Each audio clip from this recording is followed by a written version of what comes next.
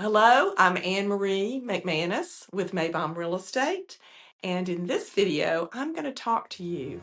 Well, I've got my house rented for masters, but I want to sell and I'm going to move. Does that mean I can't do that? Actually, you can do both. It comes along in the spring. It's actually the perfect time. You'll be beginning to get your house ready. You might decide to do one for a couple of years or 3 years, and then coming towards the end of that time, you decide, I'm ready to move. And you say, well, what am I going to do? I've got somebody who's going to rent for masters. Well, this has happened year over year, 40 years for me, and we know how to manage that situation. So actually are preparing your home anyway, and you've got it ship shape, you've got it freshly painted, you've got it cleaned out, depersonalized, and ready to go. So we take the pictures, we get it ready. Sometimes we will actually have it on the market in February, and we might get a contract and say in March, and we can do a delayed closing. People are prepared for this. And there's a little built-in value that when they purchase a home like this, they also have the opportunity for this kind of income, and they're usually willing to wait. And then, it could be that you decide that you want to go ahead and close. If you have closed early enough, if you have really got to communicate with your rental people, you have to be sure that they accept the new buyers, the furnishing and the style. But if it's along the similar line, we've actually even worked that out as well. So it really adds a very good component to it, and it never hurts to have a little extra cash flow in the middle there when you're buying or selling.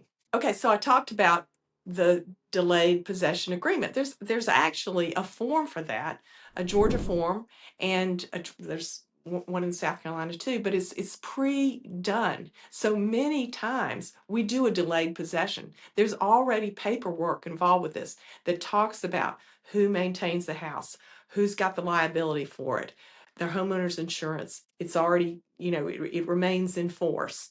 And so these things we iron out, and we're very accustomed to doing this every spring. So you shouldn't worry buying or selling that this is going to clog up things, because we can explain it. We can line up, your possession date. We can figure out everything in advance, and we're experienced enough that it's not a big deal. We can handle it for you. So most buyers don't have a problem with this at all.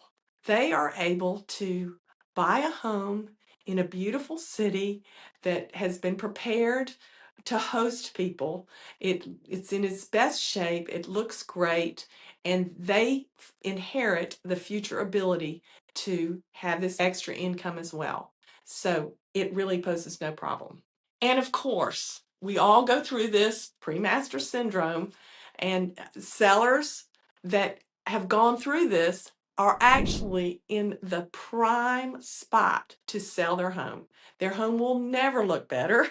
They are already ready. They've gone through the process that we wrote about in my little book about preparing your home, and just step by step, you've already done that work. So it makes it the perfect time to sell for top dollar. Really, the only mistake that I've seen sellers make is being very rigid in what their date of moving is, what their date of closing is, and not really putting themselves in the seat of the buyers, just trying to walk in their shoes and think about how can we make this a win-win, because it truly is a great time to sell your home. So if you've got any questions about this whole process, selling during the masters, purchasing something that's already rented during the masters, any questions like that, I'm here to help you, and I would love it if you would just like and subscribe and comment in the bottom and let me know. Best thing, call me.